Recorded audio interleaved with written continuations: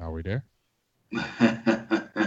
Hey, look like we live like 95. Streaming live through the internet airwaves on your phone, tablet, or computer on Facebook Live and YouTube. It's time for the Dallas Prospect. Every legend was once a prospect. Here are your hosts, Law Nation, Silver and Blue Nation's Big Game James, and Darreck Diamond Dallas Prospect. Woo! Hey, I like it. I feel so special when he does it like that, too. Yes, indeed. Man, how long has it been since we've all been back on the show? It's been about 3 weeks. Because G got back from his trip, and then I was immediately gone, and then last week James was out. So yeah, it's been a minute for sure. It's been a minute. I done cut my beard off and grew it back. That's how long it's been. Yeah. Hell yeah. But the A team is back. Yeah, we in the folds now, man. Shoot, we got to talk this thing, man. What's the first area of topics, or you still guys want to talk about? What's the score right now? Anybody put the score down? I know Golden State was winning. I can't really see. So jump in, whoever's in Silver and Blue. If y'all listening, Silver and Blue Nation, what's up, everybody over there? Make sure y'all tell whoever get up in this page, Silver and Blue. Let's keep it rolling up in here. Give me a score of this game, because the last time I looked, it was 66-59. Golden State was winning 9 minutes in the third. So give us some updates, please. Yes, that's usually the quarter Golden State goes off too. So yeah, man. Well, I told you, Cavs. I hate the Cavs. I can't stand the Cavs. I hate Cleveland. Everything about Cleveland. But I still feel like LeBron James is going to win this in 7. He's going to will this team. He's going to shut up the critics once again, just to prove that he's one of the greatest ever that we've ever seen do it. And I don't understand the hate on him, man. Like, I really don't. It's like the Dak Prescott. Now, Dak Prescott ain't did what LeBron has, but it's just our fan base and just like people in general don't appreciate greatness from LeBron. You get what I'm saying? And then you have a quarterback. Hate to just mess up the topic, y'all, but it just gets frustrating when you're Cowboys fans and you're supposed to be supporting. And I can understand if he was a bum quarterback. I can understand if he was a Quincy Carter not doing, uneven. Ryan Leaf, Drew Henson. Chad Hutchinson, Vinny Testaverde. Keep going, brother. Keep going. John Kitna. Who else did I say? Tony Banks. Tony Banks. Yes. Who else? Who was just recently? We just had the two. Brandon Whedon. Castle. Castle. Those guys, dude, crumbled like a sandcastle. Yeah, if you want to get mad at something, let's get mad at those quarterbacks. But if you get a guy that's actually a winner, has a winning record, hasn't had under 60% completion percentage in his whole career in 2 years, and you're still bashing him, saying he sucks. First of all, if you say he sucks, I don't want to talk to you in the conversation, because then that tells me you don't even know sports nor football. Yes, indeed, man. You drop the fire on him, boy. Big Game James. It's the truth, man. Keep it real, y'all. Shout out in the comments, Josh Snyder, David Sieber, sorry. Sieber, yeah. Italian Cowboy, what's up? Cowboy, what's up, dog? Oh, that's Italian Cowboy, nice. And then over here we got Marquise, OG Kush, that's a long ass name, man. OG Kush, Cali 2K4, Dim Boys. All right. Yeah. Yes, what's up, Zack, Katina, Terry, Annette, Zachary, everybody, Dana. Tell everybody else to get up in here so we can talk some damn Cowboys football. Yeah, let's stop that time. Build up. Hey, I got the coldest name in the chat box right now. Savage Time. Savage Time? I don't know. Savage Time. That's cold right there. I got you gotta put the emphasis on it, man. Mammy. You gotta put the emphasis on it. I told you I got that uncanny ask your mammy. I hope he's in here today. Uncanny ask your mammy. Yes. Yeah, you need that emphasis, like savage. Right. Oh yeah. Terry Turner said Mark Sanchez. Yes. Mark Sanchez too. Oh God. Yeah. You know what I'm saying? We didn't had a lot of bums for us to really get mad at why we're saying we got a bum quarterback. I don't think so. I just want him to shut everybody up, man. I just want him to shut that. I just want him to shut people up, man. And I'm telling you, I haven't forgot these names that were bashing him. I haven't forgot y'all names. Y'all think I have, but I've took a mental note of all you bashers that have just straight ripped him and dogged him and said he was trash. Please do not say one thing if he takes us to the playoffs, and please don't say nothing, because I can say something about Jason Garrett, and you can't come back at me and say, "Oh, don't jump on Jason Garrett." I ain't gonna never jump on Jason Garrett's bandwagon because he done had 8 years to prove it. But that come in here in year 3 and maybe does something crazy, then yeah, I don't want to hear none of y'all. We done had 8 years with Garrett, so yeah, I can yell at Garrett now and say, "Ah, yeah, show me." Because you get 8 years. This don't only been there 2. There you go. There you go, man. Dropping more fire for everybody, man. Big game James is ready to bring the fire. It is, man. Hey. So one thing for the Cowboys here to just kind of dip into our first topic. One thing Dak Prescott's going to need if he's going to be better this season, he's going to need stable offensive line play. We talked about how last year in the final 8 games, he had 3 total snaps with his combination of Tyron Smith and Zeke Elliott. But now he's got Zach Martin, who's still holding out for contract negotiations. Are you surprised at all that that's still going on? Go ahead and take it again, Jay. I mean, I'm surprised because it just seems like they were rolling so good with Tyron Smith, and they rolled so good, and they came with Travis Frederick. You know, they did it right before camp, so it was kind of like I automatically assumed that they were going to roll right with Zach Martin because, because Zach Martin has come in and did Hall of Fame type numbers. I mean, he's come in and did things that few players have done. Now, I think they're trying to lessen him because, you know, they always say you can get a guard anywhere. You know, get guards in 5th and 6th rounds. You can pick up guards, you know, in free agency, and you can roll with those guards, but you always need those bookend tackles. You always need a really good center, you know, so they always try to lessen what a guard is. But to see what he has come in and done in these first 4-5 years of the league, I mean, is ridiculous. You got to pay the man. And I was talking to Tyson. We were and I don't know if it is, maybe it is, but, you know, he's always been like the good soldier. You never hear anything about Zach Martin. He never says anything. He's always doing what the team wants. And I wonder if the team is kind of playing on that, like we can kind of get away with this with Zach. We can kind of let this ride because he's kind of the good soldier. And I feel like him sending out the OTAs, yeah, but they need to pay this dude, like for real. Like, I know it's a lot of money, but they got to figure that out because at the end of the day, he has not missed a game, correct?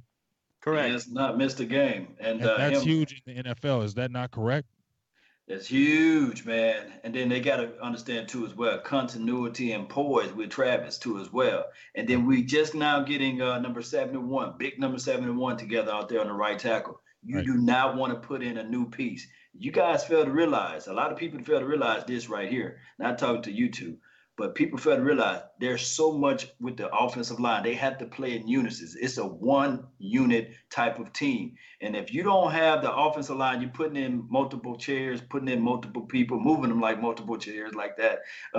It just will not work out there, guys. Jerry Jones, Stephen Jones, find money, pull up the couches, dig up under there and find those quarters, find something to pay this man. Because if you don't pay this guy, and now you have that right side of the field wide open for the opposition to crash down on Dak Prescott, and you can snap him up. And now you're talking about the exact same thing what happened last year. It's not going to be nice. We need to go ahead and pay the man. Right. Zach Martin hasn't missed a game yet. Has he missed a Pro Bowl yet? Like, I mean, I think he's been a Pro Bowl and All-Pro all 4 years. Exactly. So the Cowboys, what's happening probably is the Cowboys, they work best when they're up against the deadline, right? Mm-hmm. They're going to let this string out right now because it's early in the talks as far as OTAs and all that. Would they rather have him out there? Sure. But he's still working out and everything there. He's just not practicing. Mm-hmm. They're not going to get serious about an offer, I feel like, yet. But the thing is, the floor for him starts at $13.3 million. The floor for his new deal. As we laid out his credentials already, you also add in the fact that he already was an installed leader on this team last year. When they had their leadership council meetings and all of that, like, you know, you have your Wittens, your Sean Lees, he was in that group. They've now given him Witten's old locker. Like, he is the new, like, core leadership member of this team. and you factor in all that, the Cowboys right now, they're probably pitching his agent on like, look, man, we're trying to build, the wall 2.0 here. We're going to have an all-time great offensive line and blah, blah, blah. His agent and him were like, cool, but you're still going to pay. You know what I mean? Like, Right. we're not going to You're gonna pay some us. huge. Exactly, because if there was ever a dude who has earned that top dollar, it's Zack Martin. Like, there's no way. Dude goes about his business quietly, but he goes about it in dominant fashion. As far as the overall score for Zack Martin compared to other offensive linemen for us, I think he is rated by Pro Football Focus as the number 1 lineman for us. And like, there's no way you could ever suggest that he should be cutting us a hometown deal just out of the goodness of his heart, because you never know what your career is going to be, man. He could blow out knock on wood, he could blow out a knee this year. That's what I'm saying. Then you gotta get your money, dude. He's coming off a rookie deal. Like, get your money, pay the man. He's earned it. Let's get back to business and let's get back into the playoffs. Yes, indeed. And plus, we also need to realize what, just like you mentioned, Law, about the debacle with Atlanta, with Tyron Smith going out and then Chaz Green. We also got to see who's running with the first team at right guard. Is Chaz Green is our starting right guard right now. You got the starting lineup of Travis Frederick, Williams, Connor Williams, Chaz Green, La'el Collins, and then Fleming was starting because on the veteran day for Tyron Smith, but Tyron Smith is a starter. Obviously, he has nothing wrong with him. So, not saying that Chaz Green, we don't know. We all know what the debacle, but guess what? He's back in there in the starting lineup at right guard. So if we're worried about that still, it's still in our face, him being a starter. So we definitely want Zack Martin back there because we don't want to deal with that drama. I mean, why have to deal with anything like that? We want to keep all our starters in there healthy and keep this machine moving. And at the end of the day, just like I agree with DDP, at first, I'm frustrated about it, but I just feel like they're gonna pay this dude. He's not gonna go anywhere. That would be one of the most stupidest things in the world, that he gets to walk. So he's gonna get his money. And just like I said, there's no rush. It's OTAs. It's about to be June. Training camp, August. You still got a couple more months for them to get negotiations together, to get them numbers, and agree with you again, DDP. Dallas always waits to that last kind of minute, and then they strike that deal. You remember how they used to not sign their rookie class until right before training camp? Right, and they got everybody this time. Same deal. Everybody signed. Now this year they did. I just meant like they have a history with that kind of thinking. Because they always had that. Remember, they always had that third round drama. We always why is the third rounder always having a long time to sign in camp? He was always the last guy. It was always the third round pick. But it was good to see that it was a big thing when Michael Gallup, who was our third round pick, signed. It got everybody clear mind. And I think if you look at our draft with a lot of the guys, you got almost all these guys that were drafted could make the roster. You don't know, because there's no solidified spots besides the offensive line. You got your defensive line, but even that's still, you really just got your offensive line and Zeke and Dak. Everything else is wide open. All right. And shout out to the Italian Cowboy. Let me ask you guys this. He said, what about this for Zack? 8 years, $120 million, $15 million a year. He'd take it. Like I said, the ground is 13-3. That would put him as the highest paid, I think, guard at that point. And he's deserving of that. Would he? Yeah, $15 million. He's probably earned that, definitely. But, I mean, if I'm the Cowboys, I'm going to try and keep it around that 13-3. But if I'm Zack, I'm going to try and go there. So I say compromise. Meet somewhere around 14 if you have to. I don't think he should be getting $15 million, that's a lot. I mean, I don't know. We don't need to be out there breaking records or something as far as signing. We don't need to do all that. You know what I'm saying? We're trying to stay good. So I know we got that vote. You want to keep them happy. You want them happy, but I mean, I think you should. If you're an NFL player, $13 million a year, you got to be happy with that, Zack. You gotta be happy. Guard, you gotta be happy with that. For how many years? You gonna hit him with the 8 and the 9 year deal, or? I mean, but how old is he right now? About 25, 26? I'll give it to you. So I know he's probably about 26. Now you gotta look. He might be younger than 26, huh? 27, bro. 27 already? So now, is he older than Tyron? Exactly. No, yeah, I think Tyron is like 26 or 27, because remember Tyron came in at 19. Man, that's crazy, huh? Tyron Smith also 27, and get this, 1 month almost to the day younger. Wow. He was 19 when he came because that was the big deal. But look, check this out, Law. Lightning fast research, DDP. Yes, beastie. That's why I love you. That's why I was like, man, I ain't got to look up these stats because I know DDP right there. But look, so I'll check this out. And DDP, if Zack is 27 now, guards can kind of play long in the NFL. You can get a guy that's 35, 36. You can still play at that position because of your short area. So you don't have to. You can get away with certain things as a guard. So you can play a little bit longer. Whether as like a tackle, you always see those guys kind of leave early because they get them leg injuries. Sure. You know what I mean? Because they got to get out in traffic more. Exactly. So you're saying maybe they could look at something like a 6 or 7 year deal to kind of spread the money a little bit. Yeah, maybe a shorter type deal. That way you can maybe spread that money and hit them with a high guarantee, but spread out the per year caps. Yeah, I mean, because they're never going to see the life of these guys that are signing now in the NFL doing these 2 and 3 year deals now because they know they're not. If they sign a 9-10 year deal, you're not seeing the life of that contract. You're not. It's not going to happen. They're going to renegotiate it, or you're probably going to get cut. Yeah, and the only thing Kush would like to point out. Yeah, OG Kush would like to point out that if we flipped Big Game James's scream to the middle, we would have the Mexican flag. Hey, man. I like it. Look at his background here. I might have to pull it down, man. But I told him that's some next level observational shit, man. Yes, indeed. One time somebody said it looked like Laws inside of a watermelon, man. Man, I'm gonna have to get me a green screen. Yeah, but the thing is why we saying that Zack Martin need to go ahead and get paid and go ahead and get out there is because we don't want these hamstring issues to happen. We don't want him to be out of shape. Not saying that he's not working out, he's not putting his body into work. Oh, he's lifting. We saying he's lifting, of course, but we need him to be out there on the field. I do know this OTAs, but kickoff is in 97 days before kickoff, right? Yeah, that's right around the corner.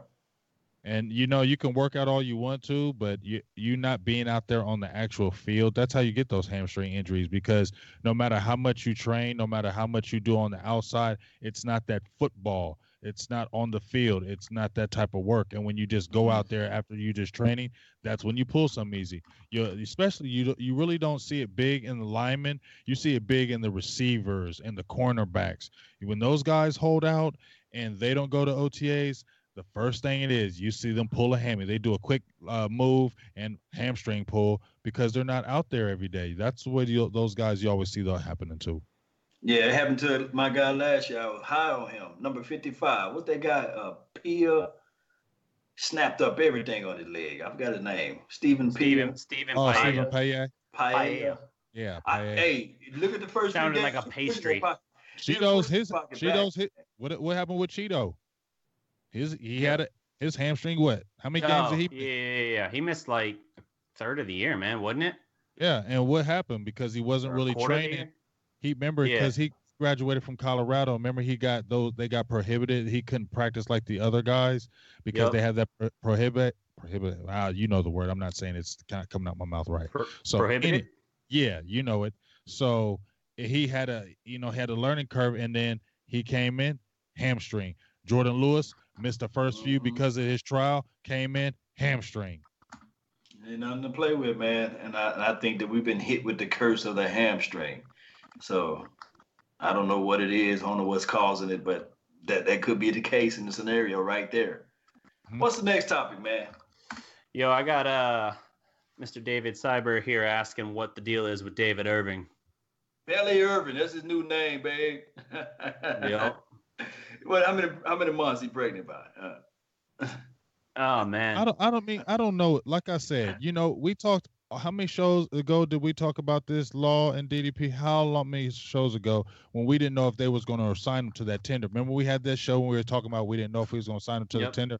And what did we talk about? Red flag. You used the word goofy. Yes, he's goofy. Expound on that, man. Go ahead and break it down. Why he's goofy? He's a goofy dude. Like, okay, there's people out there when you just meet them and when you talk to them, you just look at them like you're spacey.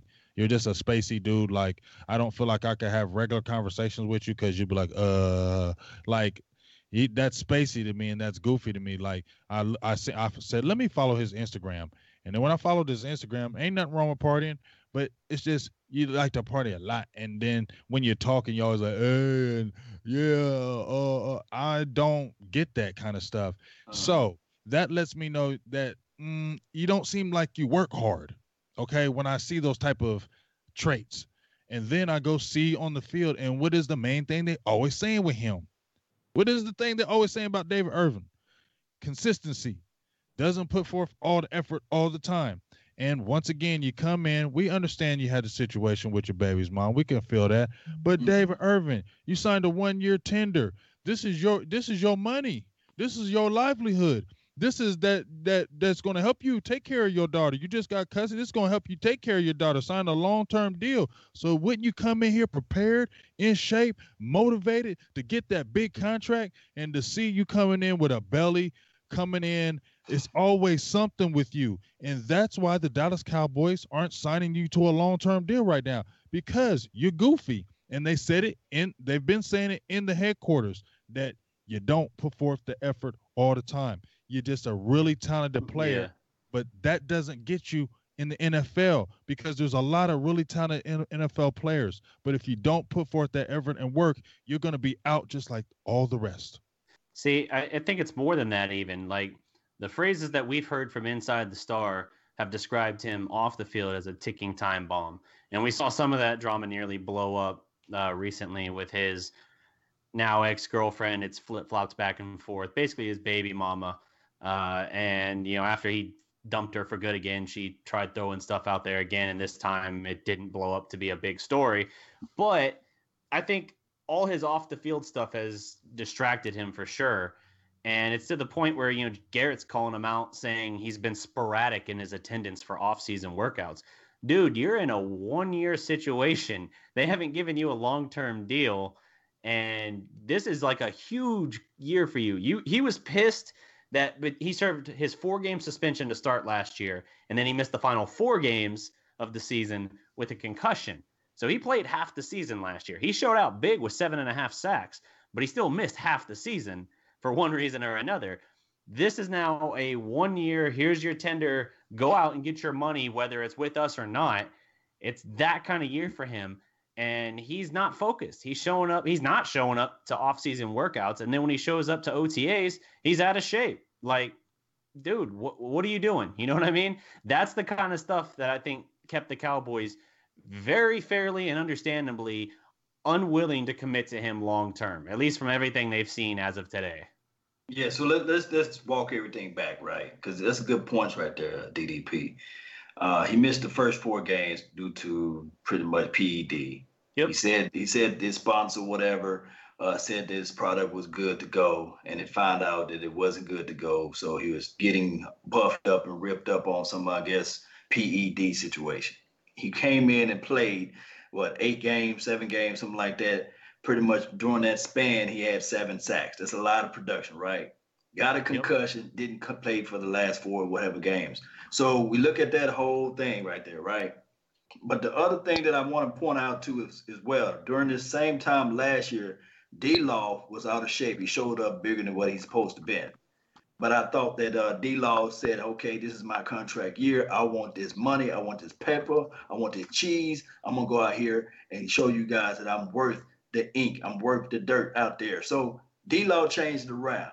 I don't know what D-Law production is going to be this year, but I for damn sure know that if David or Irving want that type of production that D-Law did last year, he's going to have to turn that light switch on, and he's going to have to roll them sleeves up, get that belly fat down, don't have to be belly Irving, take the nose ring off, nipple, or whatever he got the nose ring at, and just get out there and play and ball. That's what I want to see. I don't want to see the nipple ring. I don't want to see the nose ring. I want to see this guy get out there and ball. That's what he need to do.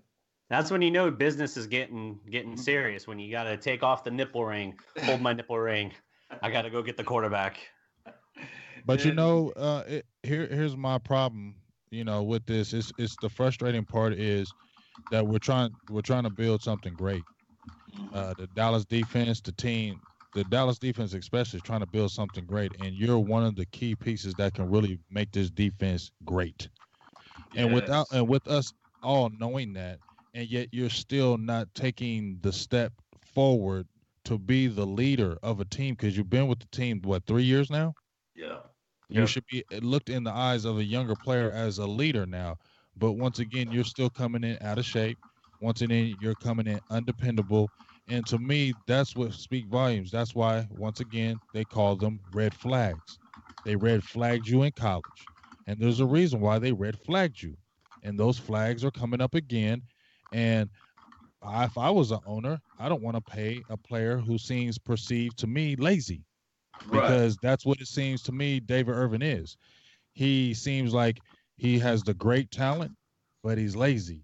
And you got some players that try to live off that, and teams will let you kind of get away with that. We saw Albert Hainsworth. He's a perfect example how the kid was just nasty, but lazy, attitude, didn't care. And he got that money. And as soon as he got that money, what happened? You know what I mean? So that's why the Cowboys are like, we ain't paying you these buku dollars because you're already out of shape now. Why would we pay you money? And this is a contract type year for you, and you're coming out of shape. Why would we throw like millions at you? Now with the DeMarcus Lawrence situation, I feel like he did come in. He shut me up because I didn't think he was a 10-sack guy. Because in 3 years you had 9 sacks. So I didn't believe you were a 10-sack guy. I was excited when they first drafted you, and you just disappointed me, and you disappeared a lot of times. So I didn't believe you, and you had the back injuries. You had the drug situation. So I didn't believe you. He came in, like you said, Law. He came in, wanted to get that check. He wanted to get that money. He came in and show and prove. Now, you on that year deal, and he said, hey, I'm cool with it. I got some money. I'm trying to get more money. So I ain't mad at that. I ain't mad at it because this is a business, and they do want to take care of the outside in their family. So if that's what motivates him, do it by all means. If that what motivates you to get money, then get that money and get these sacks and help this team win. David Irving, you need something to motivate you because you're being a cripple to our team right now because who else do we have that's like him? So one quick thing to add on to that. And this would not be a defense of him at all. I'm just stating that up front. Do you think the fact that we only tendered him as opposed to giving him a long-term deal is part of what led to him not working as hard as he needed to in the offseason? Nope, because since I've seen him day one, the biggest thing that they've always said with David Irving is consistency. And the reason why they're saying consistency. So if you're not consistently playing on the field all the time, why? Why are you subbing? Why aren't you not starting? Why are you not dominating? Because it's got to be that practice stuff. That's why I was telling you, Law and DDP, I need to get to them practices myself. I want to see this stuff myself because too many times, just like when you seen the DeQuinton Osborne, that's a whole different subject. It was just quick. DeQuinton Osborne gets cut, right? Everybody was jumping up like, why we cut him? See, that's why Dallas is all messed up. But how do we know? You got to go at that practice and see. Maybe he wasn't fitting the system. Maybe the reason why he did get undrafted, there's a reason why these guys get undrafted. And maybe those things showed up. There's a reason why you have that talent and you went 7 rounds and nobody touched you. It's the intangibles, the things that you just can't see. Right, we're not seeing that stuff. We're not seeing that, and unless we see that, we're going on a blind eye. We're going by somebody else's eye. That's why I want to be able to go there and see my own damn eye and say, yeah, I see why your ass got cut. And it could be, Rob Marinelli, what he runs, a 1-gap or a 2-gap system? What would he run? I think he runs more of a 1-gap, right? Yeah, I mean, he shoot the gap, and I think that gap because he relies on those front 4. That's why he don't ever like to blitz. Right. So he's shooting that 1 gap. And with that being said, one thing I can see off of I won't say Ashawn Robinson. Oh, Lord, please forgive me. One thing I do see off of Antoine, what's his guy last name? Antoine Woods. He's explosive off his release. Now, he don't have the strength of the guy, DeQuinton Osborne. Of course, I don't know DeQuinton Osborne playing against NFL talent, but what I'm seeing off of film and tape is that he didn't have the strength. He get walked back sometimes, but I do see the get off of the stance. And another thing too as well, when you're playing the 1-gap system too as well, is that he will not be playing every down. This guy's going to come in as a rotational piece, and he's going to come in probably get you by 4 or 5 snaps a game, believe it or not, or less. You're right. So he might come in fresh, 4th quarter, fresh, late 3rd quarter. and he might can get some pressure up that middle seam, and then he's just going to be a good rotational piece. After you had your D-Laws of the world, and maybe you swing in the Price. We can talk forever on the defensive line. We got a lot of guys. We got a lot of guys, man. Of course, if Randy, it's a nice feeling out there. It's a good thing to have. When's the last time, and we talked about it, because it seems like the last few years we've always had some kind of suspension on the players that we get excited. We're like, oh my God, these guys are suspended. We know we got this defense that we can make it happen. Something happens. Now you got one of the first times that it looks like there's going to be no suspensions from this D line. Nothing's really going to be happening right now. And that's why I guess I'm frustrated with David Irving, because it's like, dude, do you see how good we can be? If Randy Gregory gets reinstated, you got to motivate DeMarcus Lawrence to get more money. You probably got to motivate Randy Gregory to shut everybody up, and he is the real deal. Then you got a Dorrance Armstrong Jr. who seems like he wants to just come in and set the world on fire. Taco Charlton, who's saying, hey, I'm feeling my groove, and I'm going to step up, and I'm watching how D-Law did it his second year and got 8 sacks. You know what I'm saying? You got so many guys coming in. You got Coney Ely, who we ain't even talking about right now. Right. It's fierce and competitive. Tapper, I don't know. I don't even want to talk about you, Tapper. I kind of just gonna leave you on the outside in right now. But for everybody else, I'm excited because we finally seem like we have what we've been waiting for so long. Just don't get in our way. We cannot get in our way. We can't be going around talking about, well, it's the schedule. Well, it's Roger Goodell. No, right now it's us. We have to figure out a way to not get these silly stuff like suspension of hitting, slapping a woman across the face allegedly, or not taking the wrong medicine or what have you.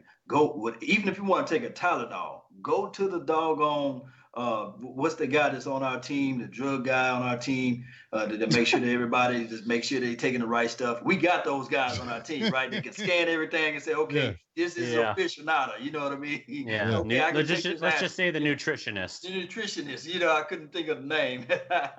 But we need to go to that nutritionist and say, okay, can I take this Tylenol, sir? Because I got a headache. We need to go figure out everything, because this year I want us to play our team. Last year, I feel like we shortchanged ourselves. We didn't have our best players out there, and guess what happened? A 9-7. Well, I did, and another thing with that law, I just feel like we aggressive. I think that's what I'm excited about, what Chris Richards brings to the fold. And I got a question from Terry Turner. I'm gonna ask you guys right quick, but I think the biggest thing to me is the aggressiveness. I want us aggressive. That was our problem.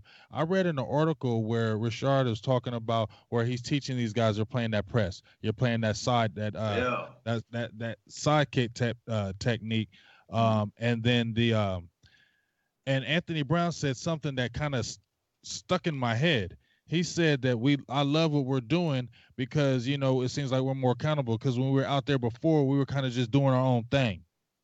Yeah, and that's the message that he drove home earlier. That threw me off. Like, what? Mm-hmm. You're out there playing coverage or playing a press, or you're playing cover 2, cover 3, and you're just doing what you want?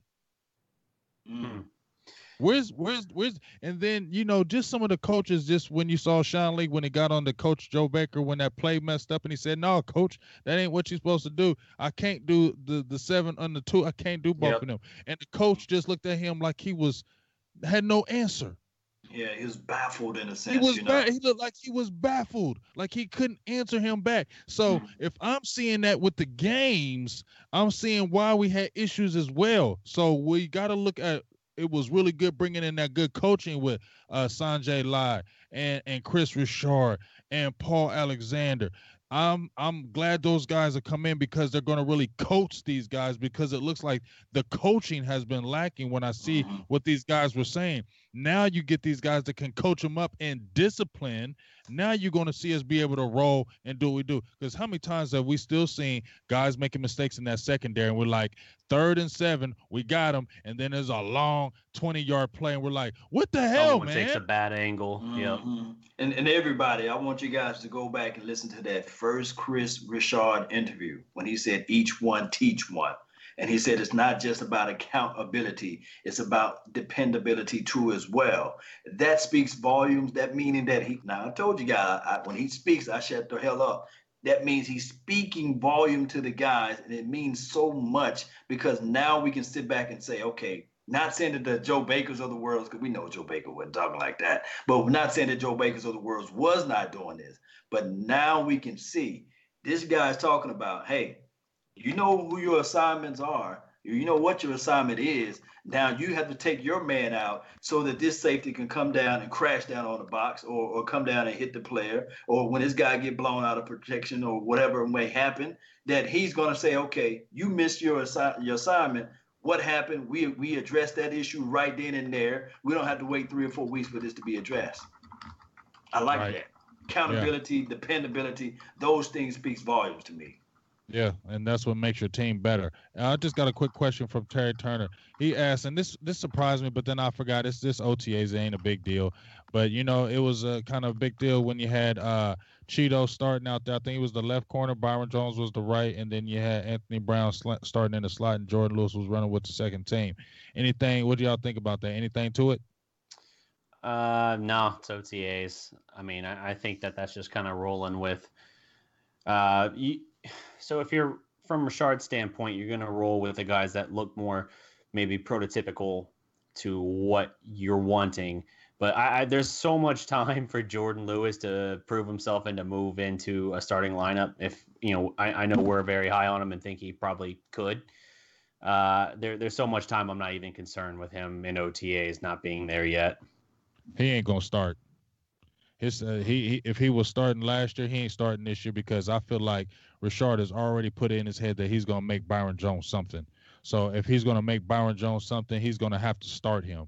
And Cheeto, I mean, the everybody's looking for stardom from him, and it looks like he has the swag right now. If you look at more than anybody on that team, as far as the secondary, Cheeto has the most swag on that team as far as the cockiness.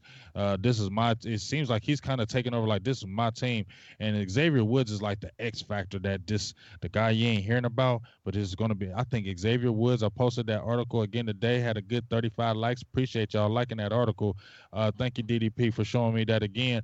But I think X-Man cometh. That X-Man is going to, hey, Xavier Woods, I'm getting excited about him, man. If you watched him in college and Law, you had that damn good video of Xavier Woods, man. Them videos was explosive. And you saw what he was doing. He was a playmaker, man. He was a playmaker. And Rashard, I don't think hypes people. And when you seen what he said about him, I really feel like Xavier Woods is going to get every chance to show improve, and I think he is. Everybody's saying he looked good. Yeah, he was the smartest guy on his team at Louisiana Tech. 3-time academic All-American.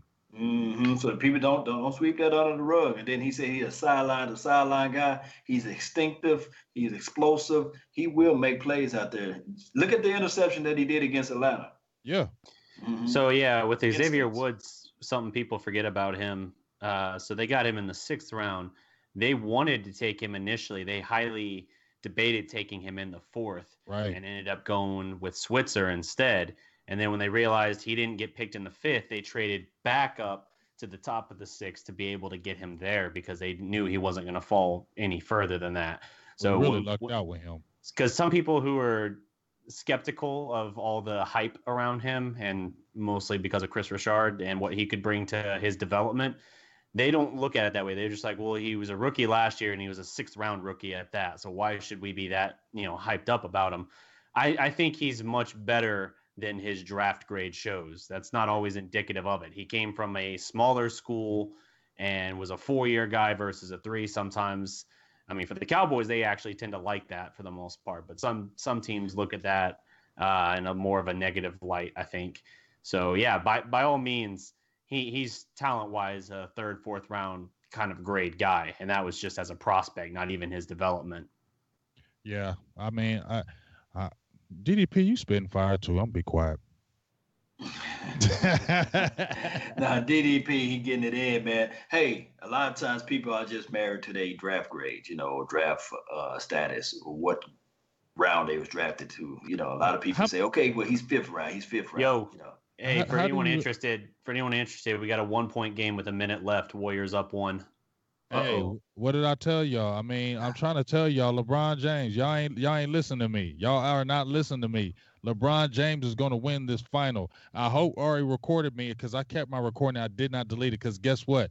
When You were they on won, there. let me tell you something. The year that they came back when they were down 3-1, I predicted that because that's when I started media school, and I predicted I got it still written. I actually did it on my iTunes. I mean, not my iTunes, the SoundCloud. I actually put it on SoundCloud, and I called 7 games. And I said they were going to come back and win, and they did. And I called it again, and it's going to happen again. Hey, Okay. guys, Cleveland just took the lead with 50 seconds left. I'm trying to tell you. Oh, man. I'm trying to tell you. I called this. You better check my video out because you know what Ori did? He was like, just say something like, Golden State in 5. And I was like, hell no, Golden State ain't winning this, dog. Y'all all think Golden State is going to win. This is what LeBron James feeds off of, dog. This is why he's a monster. When everybody doubts him, that's when he shuts everybody up. Y'all don't know this by now?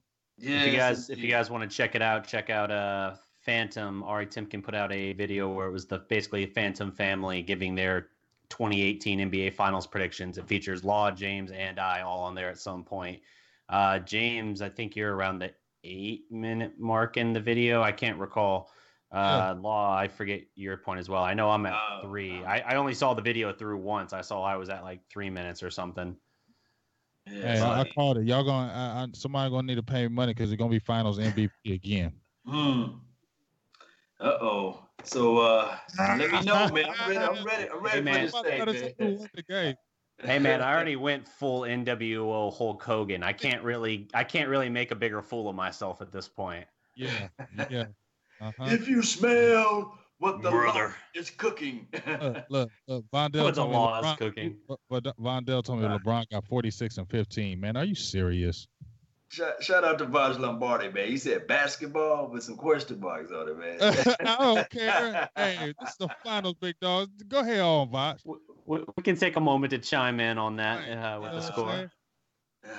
Anyway, go ahead, give me a Cowboys tiger, Vaj. Yes, guys, you guys have me break it down basketball. Let's talk about some Rico Gathers. Oh, yes, sir. Speaking of basketball, let's talk about some Rico Gathers. That is what we call a segue. I like that. Rico, man. What did Coach had to say about Rico, DDP? Cavs winning. That's what somebody said. Okay, go. I'm trying to get that out of my mind. Go ahead and tell me about Rico, man. I got a slight paraphrase on it because I can't remember it off of memory here. But basically, Jason Garrett said that he is progressing, but basically, even if he practiced 5 times a day at this point, even if he was practicing 5 times a day, it's not going to be enough. What he needs, the implication of that, some people have kind of shown the first part of that quote, making it sound like he's nowhere near ready. Really, what he's getting at is suggesting that he needs actual game experience if he's going to keep developing at this point, because it's just a different animal trying to replicate practice and compare it to an actual game feel, which we know he's never played an actual regular season game. So there's where that connection comes from. I think that if he's not able to make the roster this year, I don't know that there's any reason to really keep him around at this point, because this is year 3 since he's been drafted. And other than 2 preseason games, we haven't really seen a hell of a lot from him. He's got all the physical tools needed to be that guy, like that kind of dominant tight end. But there's questions about his commitment to the sport and everything like that. He seems much more interested in all of his other things he's got going, his music and all that. So I don't know. I'd like to see him. I think he can be a really dynamic football weapon. Play for his rap career. Yep, exactly. I think he could be a really dynamic weapon, but we got to see that he's committed first and that he's willing to keep learning and growing. I think Garrett was kind of putting the ball in his court, so to speak, as far as like, look, we like what we see, but you gotta go take it. You gotta earn it. So it's on him. This is the thing right here. I know I've spoken about this before. I got hit by a lot of people when I said that the Dallas Cowboys like to coddle their players. I said it on Instagram. I got waves of people saying, no, Dallas Cowboys don't coddle their players. When they knew that they was mathematically eliminated from the playoff last year, if anything, you bring him up and you say, okay, I'm gonna put Rico Gathers out there and I'm gonna see what he can do out there on the field. My thing is the quarterback position is the hardest, then you have the center, then you have your tight end, the third hardest position to learn. What if this right here, guys? What if Rico Gathers is just a gamer? You know, sometimes you just don't practice well, and you can just get out there on the game, and all of a sudden you say, man, this guy's just doing everything. They said that about Dak. Right. So we would never know. We would never know because he may not just be a practice guy. He may just be one of those guys that you put him down in the red zone and he just clicks for him. And I look at it with the preseason games, scouting one-on-one always saying, you know this big game, James, if you've seen it before, you can see it again. And my thing is 6'7", 6'8". Some reports show that he's 6'8.5", you know. You just can't make So basically he like a Julius Thomas then. Julius Thomas, but pretty much, I guess, a little bit bigger, right? Just a bigger version, because Julius Thomas, to me, was just a gamer. He wasn't really a great player. Peyton Manning was just so great. You had Peyton Manning. But Julius Thomas, you saw when he went somewhere else, what did he do? He fell off. He wasn't a great football player. He was just probably one of them players that you get him inside that 20-yard line, and that's where you get him the ball. You ain't throwing to Julius Thomas all the time unless you have an excellent quarterback. Maybe you're right. Maybe he just is a gamer. But what do you do with that, Law? Because you got a guy named Blake Jarwin that is still turning heads. Everybody's talking about Blake Jarwin. I saw him last year, and I was like, who is that kid? I remember when I kept seeing, I was like, who is that kid? And then he got hurt, and I was Blake Jarwin. I was like, and then I was like trying to find out where he came from, Oklahoma State.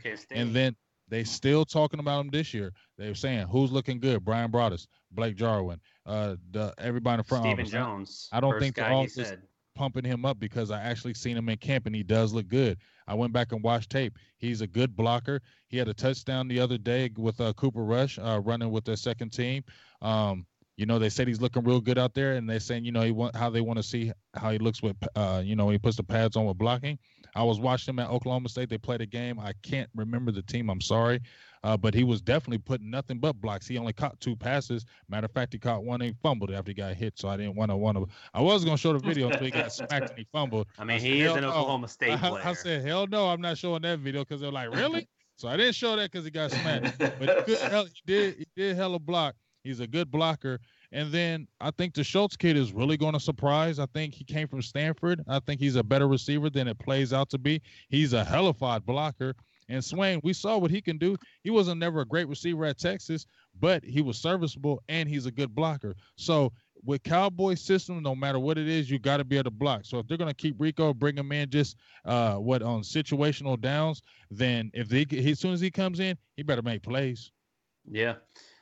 Jarwin, his name was first brought up, or not first brought up, but when asked on a radio interview with, I think it was 105.3 The Fan, shortly after the draft, the first name that came up for Cowboy tight ends was Blake Jarwin by Stephen Jones. And interestingly enough, the last tight end he mentioned was Rico Gathers, and that was under the premise of Rico's still a work in progress. So yeah, Jarwin, as far as I'm concerned, right now he's your penciled in starter. After that, I would say you're probably looking at Dalton Schultz, who I really like him as far as a blocking tight end. I think in the immediate, he almost feels more like the James Hanna replacement because Hanna was a pretty good blocker. But I think he's a better receiver. That's what I was going to say. Is I think long term no one's going to replace Witt, right? But he can at least develop more into a receiving tight end to go with that. Whereas Hanna felt always, even at OU, felt very one dimensional to me in that regard. Well, like I said, we're gonna see. I told you my surprise if y'all asked me my surprise cut, it was Rico. I'm gonna still stay with it. I don't want him cut or anything like that. I want to see him play to his potential. You know, people like, oh, don't jump on him when he playing good. Like I can jump on him if I want to. If he catching touchdowns, I'm gonna be like, touchdown, Rico Gathers. You damn right, I'm gonna be screaming it, and I don't give a hell if you like it or not. But I'm not jumping on the train anymore with him because every time I hear him, he's just talking. All I hear is talk, talk, talk. I want to see you on the field. I want to see you making these plays. You're saying that you're this most dynamic guy we ain't never seen before. Then get on that damn field and show it. Or the coaching staff, we got to see it. It's year 3. They paid you some good money on that first year deal to keep you there. So show and prove now, man. We ain't got time for the funny stuff no more. We got to get in these playoffs and championships. So I don't want to hear no more of the excuses. Get on the damn field and make the plays. If you're not making the plays, then hell, move on. We ain't gonna die because Rico ain't on the team. If you go somewhere and succeed, that's great. But really, he's never played football anywhere else. Do you really think if we cut him, he's gonna go somewhere and blow up? I don't know that. You're speaking a lot of volumes here, man. That's good, man. Because Julius Thomas is still out there on the streets, right? Man, come on. So he's not gonna pick up nobody. So we know that Rico is not gonna just get picked up real quick. Another thing that I want to bring into light too as well, what's interchangeable with the tight ends is the fullback. We got Jameis Olawale, and we saw the crowded backfield that we have in running back. They done picked up Darius Jackson. That's his last name, right? Darius Jackson, right? Sir? Yes. They signed him. They picked him up, and I was kind of upset when we got rid of him. And we kept up Darren McFadden, and then didn't even put Darren McFadden out there on the field. A whole bunch of crazy stuff that we done did. So with that being said, with the running back field just all crowded as it is, and the tight end field is all crowded, there's only one football. So right. What do you think this philosophy is going to be, Big Game? Well, we keep on hearing the overtime. Dak only. Yeah, that's what I heard too. Everybody, they ain't even listening to us no more. They just watching this damn game. Hold on. Let me check and see how many people watch. They ain't even watching us no more. No, they all talk about the game. There's I think somebody's just throwing in a Cowboys comment to make us feel good, but they all. That's okay, man. We got. That's okay, way back. It was my fault because DDP and y'all wanted to do it Wednesday. I said no, let's do it Thursday. Not even thinking it was the damn finals because I was like. We up against the finals, baby. Yeah, and Thursdays work for us moving forward, though. It's rough. It might be a little rough tonight, but we're good moving forward. It's funny because when you called me DDP, I was out there watching the game. I was like, damn it. This is where you was, huh? I cannot tell a lie. You scandal out of flavor. I'm so sorry. I do apologize. But we still got some soldiers in the house that want to hear about but let me jump on what you were saying, Law, about the offense. Ezekiel Elliott said there's going to be more wrinkles in the offense. They all say that type of stuff, but I feel like there is going to be more wrinkles because we don't have to rely on Witten. We don't have to force feed Dez. We don't have to force feed those guys. So there's going to be spreading around the ball. So if there's going to be more spreading around the ball. Hold on before you go any further. Yeah, he said it. We don't have to force feed Dez. Now go ahead. Yeah, definitely. or Jason Witten, because that was his first look. Turn and look at Dez. So I don't care what y'all say. That's what it was. So now he doesn't have to worry about that. And I don't care. I've seen those games when Dak didn't have Dez, and I'm not bashing Dez because he's gone. I was saying it when he was there. When Dez was hurt, Dak played free. He played like he didn't have to worry about somebody barking in his ear. And those are the games I was like, damn, Dak is really throwing that ball. I'm just saying. It just seemed like that was always happening. He had more freedom. And now you got these guys that are young and hungry that are out to try to prove themselves because everybody's bashing us, saying we have the worst receiving core. These young guys are trying to play with a chip on the shoulder. So I just think it's going to be a lot of quick passing.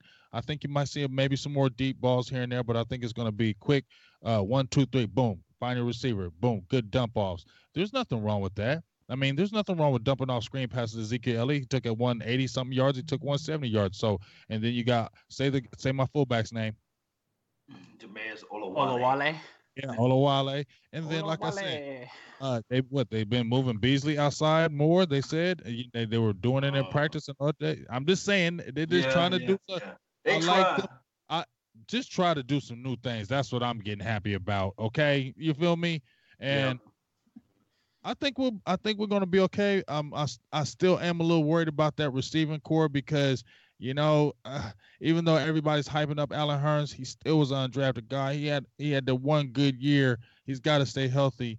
We still have unknowns in Gallup. He's a rookie. We still have unknowns in Deontay Thomas. Never really blew up. I ain't really talking about no Terrence Williams right now, but we still have a lot of unknowns. Speaking of Des Bryant, so this was a subject yesterday. And I feel if I don't mention this with this featured in the thumbnail, people are still going to be questioning me for including this in the thumbnail. So the reason I had in the thumbnail Des Bryant and Brandon Marshall on there, as some people pointed out, yesterday Brandon Marshall signs with the Seahawks a 1-year, $2 million max deal. That's if he hits on all incentives. Wow. So I did a video on this yesterday, but I wanted to ask you guys, what does this mean that Brandon Marshall, who's 5 years older than Dez Bryant, played 5 games last year with the Giants, caught 13 passes, 154 yards, and 0 touchdowns, that he signs with a team before Dez Bryant does? What do you make of that? You go ahead, Law. Well, first and foremost, Rock Nation is the horriblest, if I can put those words together, agency out there. I think that any young player that want to play for the National Football League just run far, far away from Rock Nation. They don't know how to represent their client. The second thing is, I think that Dez Bryant shot himself in the foot by speaking out against Jerry Jones and the Gary guys. One thing I do know for sure in life, you do not pick a fight with a billionaire. Once he said Gary guys is also undermining Jerry Jones. Jerry Jones is a billionaire playmaker out there making deals. You don't think that one thing that Jerry Jones sitting there saying to himself, okay, you talking about my staff? That means you're talking about me in so many ways, because that's my guy. So the thing is, what I'm going to couple all this together is the fact that now you got Jerry Jones upset, and you got the Ravens deal on the table that went away, which was pretty much what, $9 million a year, or $6 million, $7 million, $8 million a year, $24 million, something like that. No. It was a 3-year, $21 million with 11 guaranteed, I think. 11 guaranteed, 3 years. So it was only like 7 a year. So 3 going to how many years? So that's 7. That's still a lot of money. Because I'm not doubting that. Yeah, now the market is what? What did Marshall? I think Brandon Marshall just kind of set the market with his 1-year, $2 million deal, man. Because you gotta look at it this way, man. You have still guys like Eric Decker, Jeremy Maclin, and Dez on the market. First of all, the fact that Dez is unsigned 6 weeks after getting released is mind-boggling to me. I admit. How's it mind-boggling? I thought that someone would kick the tires on Dez 2 weeks in. I fully expect him to still be playing this year, but I think, first of all, the timing of All or Nothing is so bad for Dez's situation, because all we're seeing in All or Nothing is all of, his kind of belligerent behavior in practice, his the cockiness. Yes, and his like disregard for when a coach is trying to tell him, this was early in the series, but before the Denver game, Derek Dooley is in the meeting trying to tell him about the secondary they're facing, and Dez is just interrupting him like, man, I'm tired of hearing about this. Why don't we just go in there and kick their ass? And I'm paraphrasing to keep the language a little less colorful, but that's basically what I was saying. Dooley's like, dude, what do you want me to say? Like, this is legit one of the best secondaries we're going to face. But at the same time, you got to prepare for them regardless of who it is. You can be beaten any given Sunday. And it's just ridiculous to me. You see that, and then you see everything we see, in the games, whether it's the Seattle game or whatever. It's the timing of all of this, I think, has got to be detrimental to his free agency. It is, in a sense, but at the end of the day, when he was released, all he had to do, Rock Nation would just put this together real well for him. They said, hey, my client is not going to speak on this matter. Yep. His resume would speak for itself. He had 73 touchdowns in the Cowboys organization. That's top from what I know. And then on top of that, my client is in shape. He had a second-year quarterback trying to pass him the ball. The Rock Nation could have did all that talking on that aspect of it. And then all of a sudden, all he had to do was just put out workout videos. He could have still hang out with Odella, you know what I'm talking about. The guy that played for the football for number 13, what's his name for the Giants? Odell Beckham. I call him Odella Beckham. He could still be out with him, and that just drew up so much more attention, and he didn't have to say a word. But when he got into his feelings, it was over with. I think there's more than... Dez has always been in his feelings, man. I mean, Dez is immature. Let's just keep it real. Like, I said all this when Dez was on the team. I said all this, so can't nobody say, oh, you just bashed me. I said all this when he was on the team, that he was immature. He is 29, 30 years old, and you cannot, like I said, if you've never been a captain on the team and you're supposed to be one of the cornerstones of the team and you were never a captain and you're 30 years old and they still don't look at you as a captain. And I told you, when you look at Dez in his interviews, Dez kills himself, because when you listen to him in his interviews, first of all, he says, you know what I'm saying? You know what I mean? Just listen to him talk. Let's just go out there and just do this. That tells you he doesn't study. Tony Romo saved Dez all that time. It wasn't Dez saving Tony Romo. It was Tony Romo saving Dez because Dez was never a studier with Romo. It was Romo that was doing all that. It was Romo telling you, Dez, you need to go here. You need to do this. You need to do that. And Dez was listening to him because Dez wasn't studying. Okay. Yeah. And why did we always, and everybody was always bashing Chris Carter. And yeah, sometimes, Chris Carter gets on my nerves and those guys get on my nerves too. But they know the game of football. He still went to the freaking Hall of Fame and he was a badass receiver because when I watched Chris Carter, he was nasty with the Vikings. And I don't care if I didn't like him. He was a sweet player and he knew how to play the freaking game. And when he kept on saying Dez didn't know routes and this type of things, that's what's going to hurt you. And then when your head case, when you get cut, nobody is going to put up with that head case crap. And then you don't know anything. Everybody's like, oh, what if he goes to the Pats? What happened with Otto Cinco? He got cut from the Bengals. He went to the Pats and everybody thought he was going to blow up. No, he didn't. You know why he got cut? Because he didn't know the plays. He didn't know. That's why he wasn't getting on the field because he was just living off that ability at Cincinnati because it was Mike Brown. They weren't sweating him like that. He's just Chad Johnson. And that's what Dez got away with. Like you said, the calling of players, he got away with that. He didn't have to study. The coaches didn't make him do it. He could do whatever he wanted. And now when that time is over, now he's going to have to learn. And now it's too late. Nobody wants to deal with that because you're a 30-year-old receiver and nobody's looking at you as throwing up the X. Now you're just like everybody else. And that's the cold hard reality of the NFL. 1 minute you can be on top. Ask Sean Alexander, who played for the Seattle Seahawks when he was the Russian champ and MVP. 2 years later, he didn't have a job and he wasn't playing anywhere. Yep. So also on that, I mean, think about how humbled Dez has to be.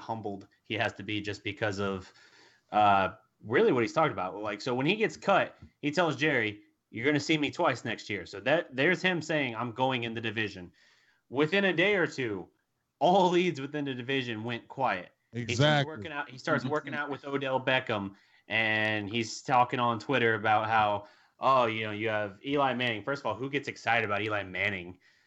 But you got Eli Manning, you got Saquon Barkley, because everyone knew that's who they were going to take anyway. You have Odell, you have me, you have Ingram as well. Like, he was talking about how just nasty that combination was going to be on offense.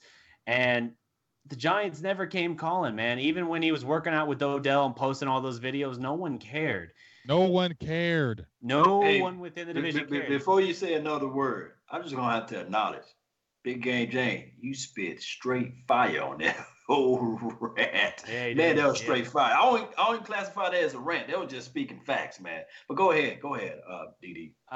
So after the Giants, then we hear, what was it, Witten, basically after Witten retired, talking about where he thought Dez would end up. I think we lost you. He comes out and says, why would we cut Jordy Nelson? It doesn't. If he's here, great, I guess. But he basically, the franchise quarterback, an elite quarterback, basically said, I'm not really that interested. So that lead goes cold. Then Dez puts out like an Instagram post about how, he wants to go play for the 49ers. He likes what he's seeing with Garoppolo and all that. The next day, the 49ers come out and say, we actually like our young receiving core. We're good. So Dez deletes that post. Everywhere Dez is basically saying, I want that. I want that. I want that. Nobody is listening. Everyone's either ignoring him or they're coming right out and saying, nah, we're all right. That has to be a humbling experience for him. And I get it. Like, Seattle, there was some measure of debate whether they were going to take a Dez or a Brendan Marshall. Dez said it's not about the money. If Brendan Marshall, being 5 years older, coming off the season he had, the injury he had, if you're telling me he signs before Dez, granted, yes, I know $2 million max, that's not any kind of money at all. I'm just saying, if it's not about the money at all for you, Dez, it makes no sense why Seattle would have taken Marshall instead of you. It's about the money on some level. Now, let me ask you this though. Let me ask you this though, DDP. When you're saying if you just throw the money out, yeah, I know Brandon Marshall's got 5 years over him, but look at Brandon Marshall's career as far as his numbers, and look at Dez's numbers. Marshall consistently had better numbers than Dez Bryant. And honestly, and this is no knock on Dez, but if I had a choice to pick between Brandon Marshall and Dez Bryant, I would take Brandon Marshall because, number one, I know he's reliable with them hands. He consistently wins on those matchups. So he had a bad year with Giants. I just think that was just I think he's just done. His personally. last year with the Jets wasn't that great either. If you want to look at Marshall's, if you want to look at his last great year, you're looking 2015, in which he had 109 catches for 1,502 yards and a league best 14 touchdowns, which means his most recent good, like really, really good year was a year more recent than Dez. Exactly. But I still got to feel that 5 years thing has to factor in, and the fact that he's coming off an injury, unlike Dez.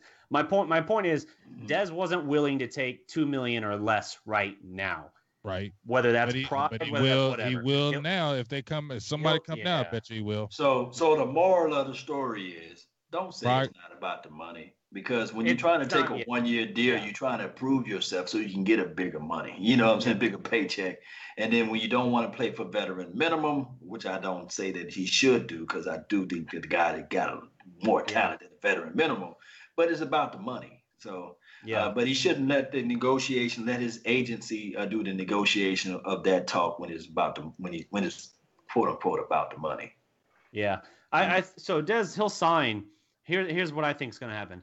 I think he's basically biding his time, waiting for some receiver, whether it's an OTAs, whether it's in camp, someone to get hurt, because a team, especially a team that thinks they're a contender or at least playoff contender, is going to be very reactionary when that happens. And he's thinking he can still get a 1-year deal that gets him $6-7 million, whatever. And maybe he can.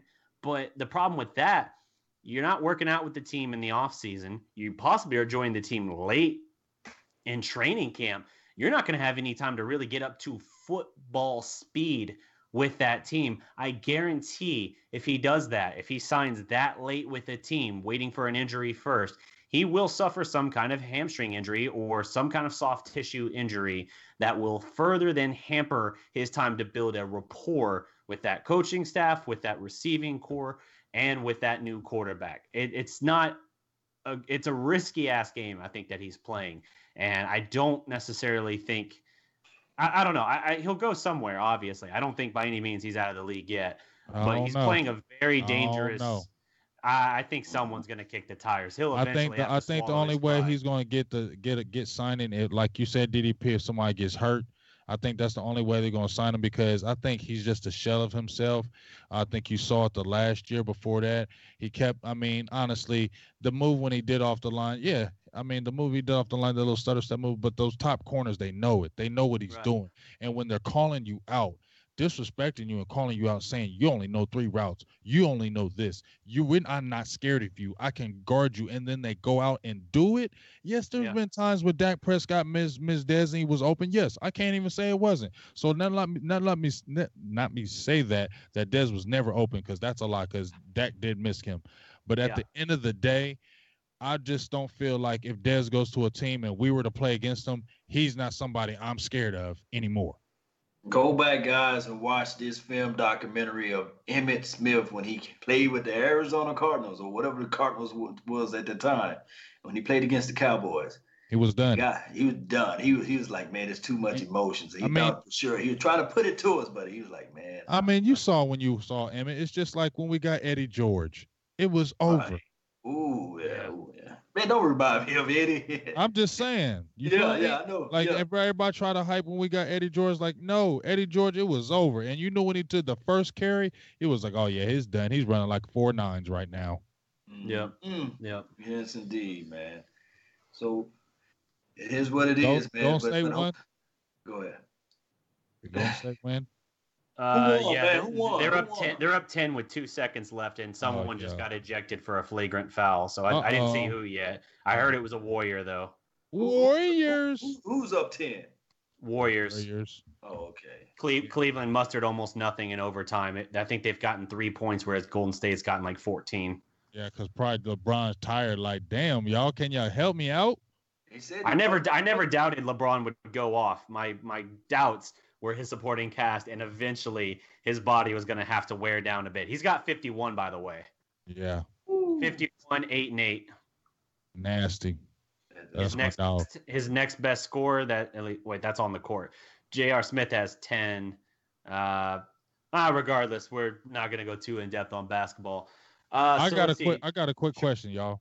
Hit it. All right. So, what y'all think about this Lance Lenore kid? You think he gonna make the squad? That's my pet cat. Even my pet cat. That was your pet cat last year. Yeah, Right. that was your pet cat last year. No, for sure. Yes, indeed. I did a film breakdown on him, man. And still a lot of people still watching that film on Lance Lenore. I call him Mini Dez. It's the way he physically attacked the ball while it's in the air, and his offense release was so great when he played in college. So I just can't wait to see him really get things together. And he's been working out with Dez Bryant and also David Robinson too as well. Yeah, I think if the receiving core is pretty stacked right now. I know we don't have like a true guy that's like in that number one build, and maybe that's where his opening is. You got like a Noah Brown who's that type of build. How big is Lenoir? He's about 6'2". He's about 6'2", 6'3". Okay, so yes. Okay, kid. so he fits in that build. Noah Brown fits in that build. That might be his opening right there for him if he wants to look. If he wants to look at making the roster, that might be his opportunity there. So I admittedly am a little bit out of the loop on him. I remember Law's video from last year, his breakdown. Definitely want to revisit it more, but I'm admittedly enough in the dark about him that to me it feels like a long shot, but I'm just saying that only because I haven't heard more about him. Let him be a surprise, you know. Hey, Law. I will admit when I have no insight on a subject. Hey, Law.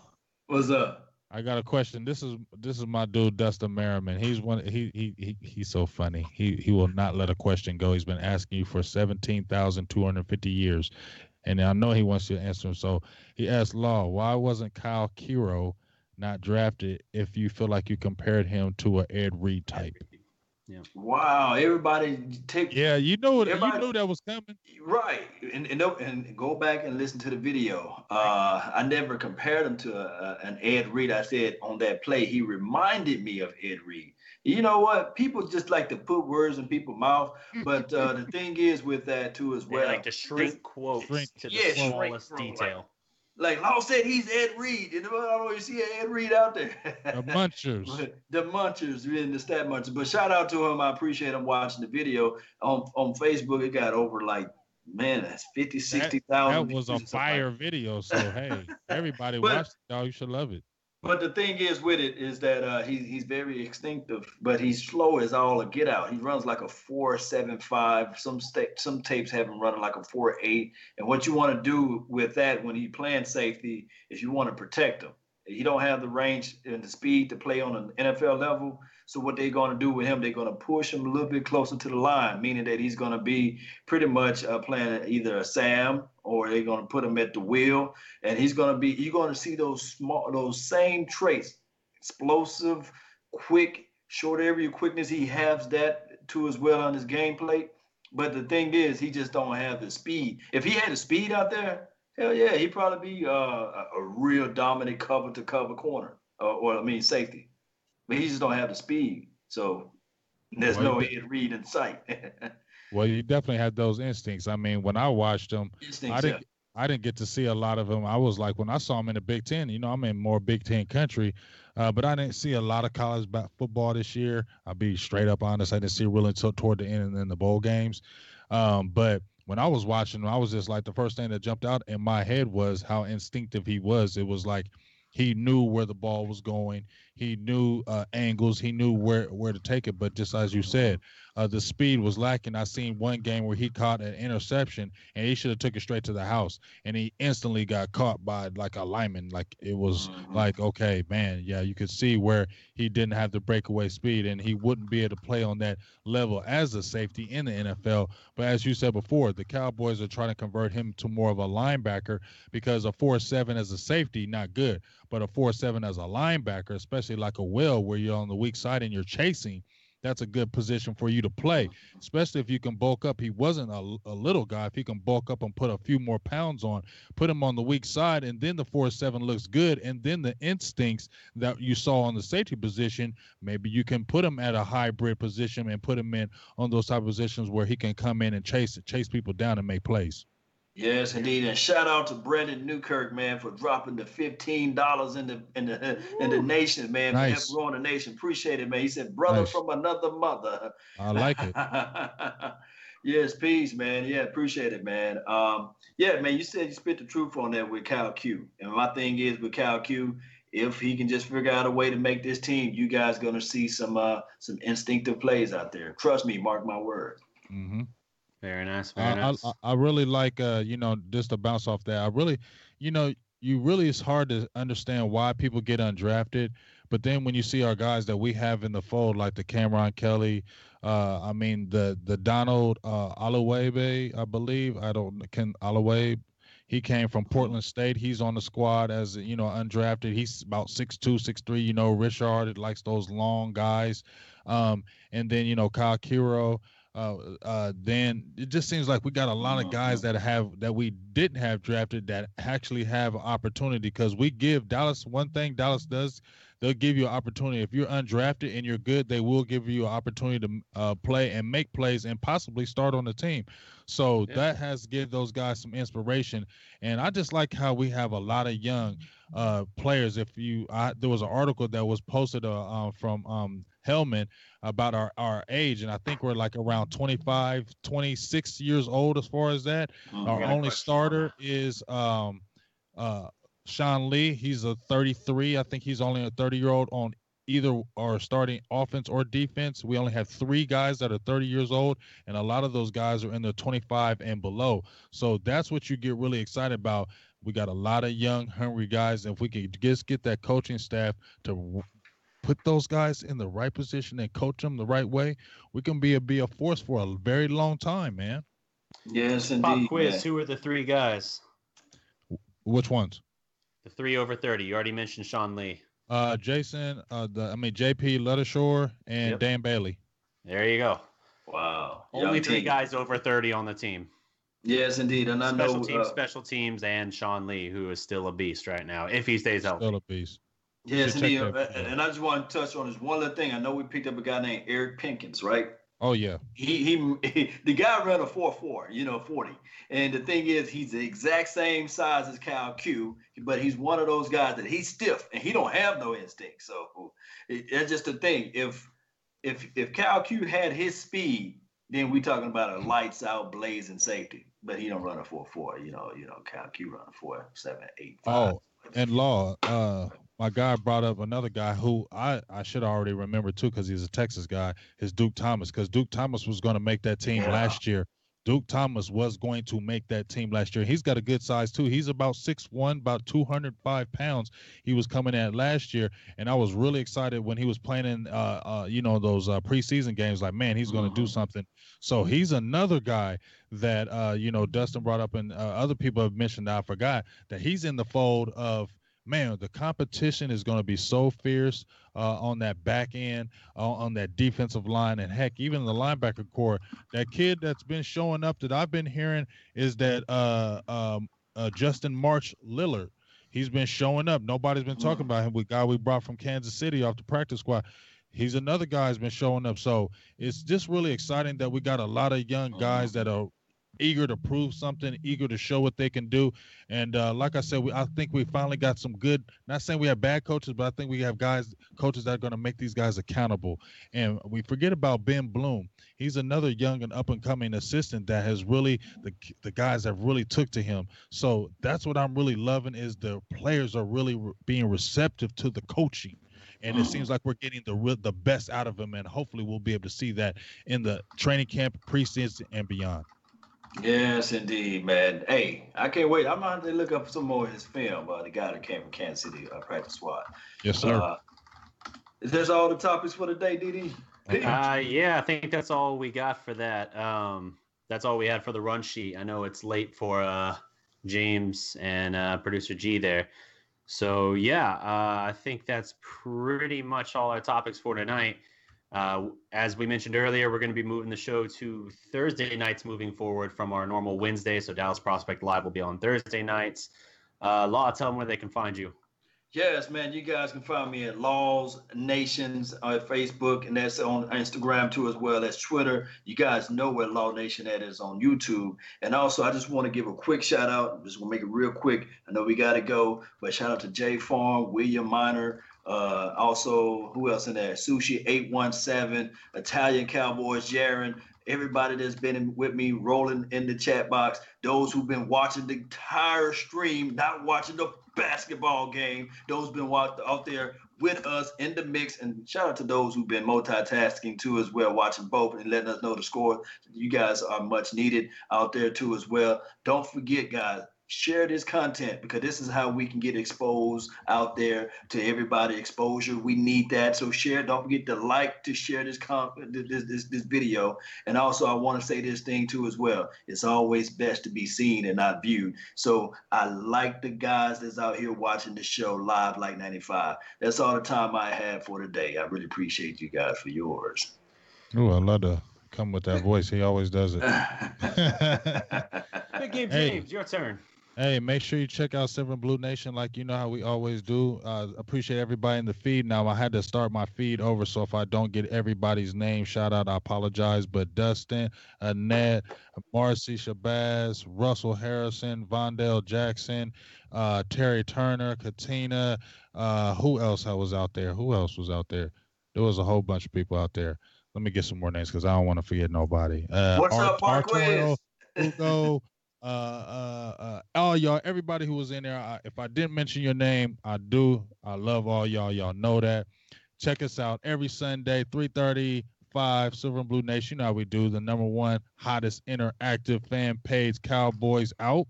Check out that Big Game James page, raw and uncut. You know how I do. I say whatever we do, whatever. Just don't disrespect or you get banned.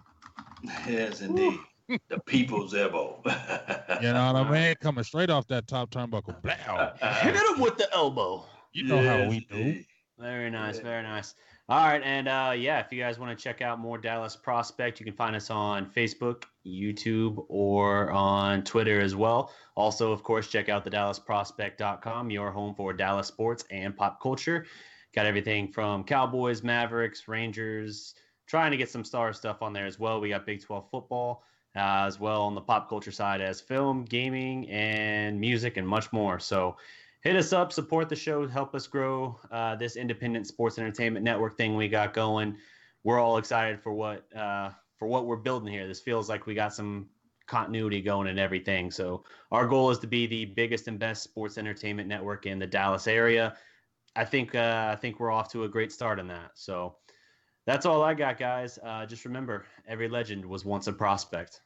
Remember, you know what I'm saying? You guys are listening to nothing but the best. And shout out to Big Game James DDP. And we forgot, man, Big Game. Oh, we forgot Voltron. Voltron. Oh, yeah, hold on. I forgot my producer G, who always cooking it up. We see, you know why we forget him? Because he's so damn good. He's so damn good. You just forget. See, when you good, you don't never mention them because they just always so good. But we all know who G is. Producer G is the man. That's Voltron. He forms the head. If you ever watch Voltron, I'll do the arms, I'll do the legs, and I will form the head. He knows bots too, that's well, my dog. Yes, indeed, buddy. We out, man. Salute. Salute. Peace.